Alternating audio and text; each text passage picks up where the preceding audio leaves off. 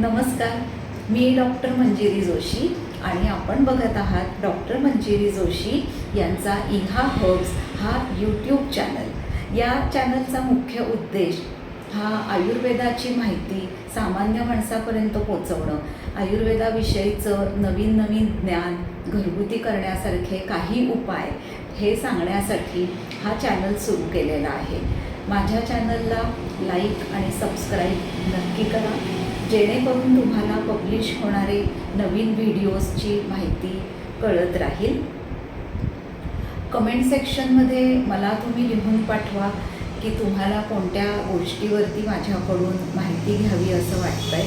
त्या टॉपिकची मला नावं सुचवा, मी त्यावर व्हिडिओ करायचा नक्कीच प्रयत्न करेन. सो आता आपल्या आजच्या विषयाकडे जाऊया. आजच्या व्हिडिओमध्ये मी तुम्हाला आहारविषयक अधिक माहिती सांगणार आहे.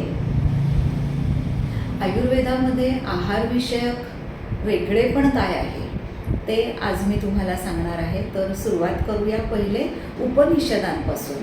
उपनिषदामध्ये असं सांगितलं आहे की आहार हा फक्त तुमच्या शरीराचं पोषण करत नाही, तर तो तुमच्या मनाचं सुद्धा पोषण करतो. आहारामुळे मनाचं पण पोषण होतं. हा एक वेगळा विचार आयुर्वेदाने आपल्या सगळ्या जगाला दिलेला आहे. जेव्हा आपण प्रसादाचा शिरा खातो किंवा कुठलाही प्रसाद खातो, मग तो कुठल्याही देवळामधला प्रसाद असू दे किंवा आपण स्वतः घरी पूजेसाठी केलेला प्रसाद असतो तो असू दे, आपण तो प्रसाद करताना खूप मनात सत्वभाव ठेवून किंवा एक प्रकारच्या पॉझिटिव्हिटीने सकारात्मक भाव ठेवून तो प्रसाद करतो. असा हा प्रसाद जेव्हा आपल्याला आपल्या मनाला खूप समाधान देतो. प्रसाद खाल्ल्यानंतर का बरं छान वाटतं, बरं वाटतं? कारण की तो प्रसाद हा सत्वगुणांनी भरलेला असतो आणि सत्वगुणामुळे तुम्हाला तो प्रसाद खाल्ला की अतिशय समाधानी आणि शांत वाटतं. म्हणजेच काय, प्रसाद हे अन्न असलं तरीसुद्धा त्याने तुमच्या मनाला सुद्धा शांतता मिळाली, बरोबर ना? ह्या उलट तुम्ही जर का खूप तिखट पदार्थ खाल्लात किंवा खूप चमचमीत पदार्थ खाल्ला तर थोड्या वेळाने तुम्हाला डोक्यामध्ये किंवा कानातून वाफा यायला लागतात, गरम वाटायला लागतं. म्हणजेच काय, तर तो आहार हा तुम्ही चुकीचं खाल्लंय हे शरीर तुम्हाला इंडिकेट करत असतं. अशीच आयुर्वेदामधली उपयुक्त माहिती बघण्यासाठी आणि ऐकण्यासाठी डॉक्टर मंजिरी जोशी यांच्या चॅनलला लाईक आणि सबस्क्राईब करायला विसरू नका. दुसरं आहारविषयीचं वेगळेपण म्हणजे आयुर्वेदानुसार आहार ही एक उत्तम चिकित्सा आहे आणि म्हणूनच आयुर्वेदामध्ये आहार द्रव्य आणि त्याचे शरीरावर होणारे परिणाम याविषयी अतिशय सविस्तर सखोल विवेचन केलेलं आहे. आहार चिकित्सेचे रिझल्ट हे खूप हळू दिसत असले शरीरावर तरीसुद्धा ती एक अतिशय सुरक्षित चिकित्सा आहे आणि म्हणूनच आहार ही स्वतः करायची एक इफेक्टिव्ह ट्रीटमेंट आहे असं म्हणायला हरकत नाही.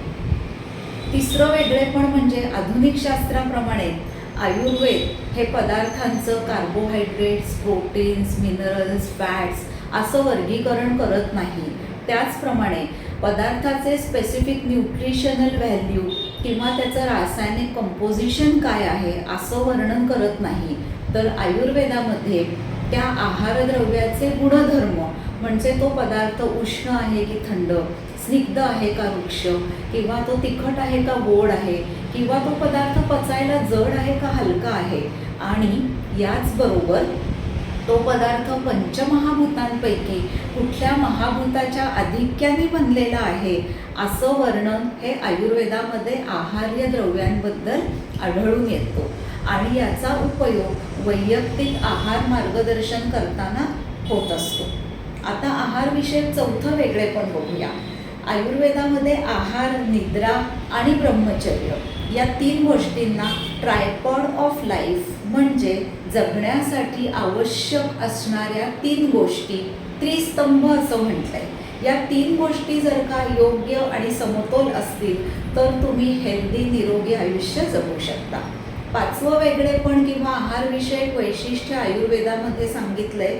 तुम्हाला वजन उंचीचे तक्ते किंवा त्यानुसार शरीराला गरजेचे असणारे प्रोटीन्स, कार्बोहायड्रेट्स, फॅट्स असा चार्ट किंवा असं रेडीमेड चार्ट तुम्हाला आयुर्वेदात अवेलेबल होणार नाही. कारण आयुर्वेद असं मानतं की प्रत्येक व्यक्ती, त्याची प्रकृती आणि त्याप्रमाणे त्याची वजन उंची ही वेगवेगळी असते आणि त्याचप्रमाणे त्याच्या शरीराला गरजेची असणारी आहार्य द्रव्य ही पण वेगळी वेगळी असू शकतात. तुम्ही करत असलेले शारीरिक कष्ट, तुमची प्रकृती, तुमचं वय, तुम्ही राहत असलेल्या ठिकाणचा, तिथले हवामान या सर्वांचा विचार आयुर्वेदामध्ये आहार मार्गदर्शन करताना केला जातो. थोडक्यात आयुर्वेद हा वैयक्तिक आहार मार्गदर्शनाला महत्त्व देतो. व्यक्ती तितक्या प्रकृती असं म्हटलं जातं. त्याप्रमाणे आयुर्वेदामध्ये प्रत्येक व्यक्ती युनिक आहे असं मानून त्या व्यक्तीमध्ये असणारी शारीरिक आणि मानसिक वैशिष्ट्य किंवा कॅरेक्टरिस्टिक्स यांना विचारात घेऊनच आपण आहाराचं मार्गदर्शन केलं जातं. मला सूट होणारं किंवा मला योग्य असणारा आहार हा सगळ्यांनाच योग्य असेल असं नाही. कारण की माझी प्रकृती आणि माझी गरज ही वेगळी आहे. हा एक वैशिष्ट्यपूर्ण वेगळा विचार आयुर्वेदाने जगाला दिलेला आहे. आता तुम्हाला प्रश्न पडेल की प्रकृती म्हणजे काय? तर प्रकृती ही आयुर्वेदाने अजून एक जगाला दिलेली वैशिष्ट्यपूर्ण कन्सेप्ट किंवा विचार आहे. जसं आधुनिक शास्त्र म्हणतं अमुक एक गोष्ट ही जेनेटिक आहे किंवा ही आमच्या जीन्समध्ये आहे, तसंच आयुर्वेद म्हणतो अमुक एक गोष्ट ही तुमच्या प्रकृतीमध्ये आहे किंवा तुमच्या प्रकृतीनुसार आहे. तुमच्या शरीरामध्ये प्रत्येक दोषाचं प्रमाण किती आहे त्यानुसार तुमचे शारीरिक आणि मानसिक व्यक्तिमत्व ठरत असतं. आणि हे व्यक्तिमत्व जे ग्रुप ऑफ कॅरेक्टरिस्टिक्स आहे त्याला आपण म्हणतो प्रकृती. ही प्रकृती आपण जेव्हा जन्माला येतो त्यावेळेसच ठरलेली असते आणि आयुर्वेद हा तुमच्या प्रकृतीनुसार तुम्हाला आहार घ्या असा मौल्यवान सल्ला देतो. आता तुम्हाला प्रश्न पडेल की आपली प्रकृती कोणती, हे आपण कसं ओळखायचं?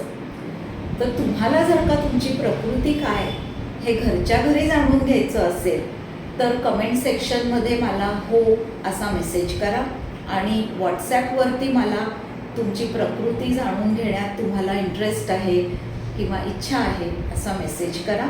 तुम्हाला मी एक फॉर्म पाठवीन. तो फॉर्म तुमचा तुम्ही भरलात की तुम्हाला तुमची प्रकृती कोणती हे कळण्यास मदत होईल. तो फॉर्म मला जरी तुम्ही भरून पाठवलात तरी मी तुम्हाला तुमची प्रकृती काय आहे या संदर्भात मार्गदर्शन नक्कीच करेन. याविषयी तुम्हाला जर का अधिक माहिती जाणून घ्यायची असेल तर मगाशी सांगितल्याप्रमाणे चॅनलला लाईक, सबस्क्राईब जरूर करा आणि व्हिडिओमध्ये कमेंट सेक्शनमध्ये जाऊन मला तुमच्या काही शंका असतील, तुमचे काही प्रश्न असतील तर नक्की विचारा. मी त्याचे उत्तर देण्याचा प्रयत्न करेन.